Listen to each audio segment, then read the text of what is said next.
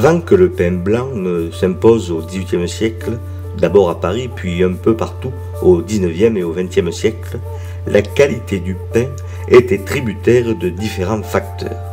Dans un village comme Castillon-du-Gard, le four pouvait être la propriété exclusive du seigneur qui interdisait la construction de fours dans les maisons particulières. Le but de cet interdit était de se réserver un monopole, celui de la cuisson du pain.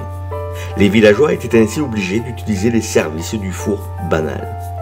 Comme le bois manquait, ce four n'était pas allumé tous les jours, mais à intervalles réguliers, si bien que les villageois, de fait, se préparaient pour réaliser leurs pâtons qu'ils abandonnaient alors au fournier sans être toujours très à l'aise.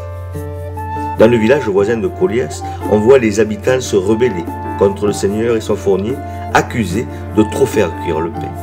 Des bagarres, des algarades ont émaillé les relations avec ces suppôts du seigneur qui, en plus de prendre un pain sur 14, trouvaient le moyen de brûler ceux qui ne leur revenaient pas.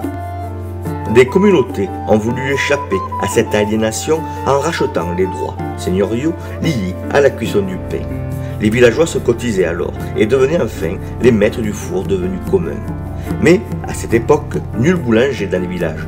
Chacun fait son pain chez soi, le porte à cuire et le ramène, en espérant en avoir fait cuire suffisamment pour tenir jusqu'à la prochaine mise en route du four.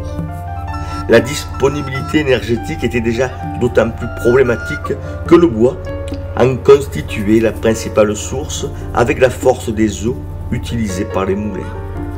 Aujourd'hui, Christophe dispose de l'électricité et allume tous les jours un four pour produire un pain frais dont je peux vous dire qu'il est excellent.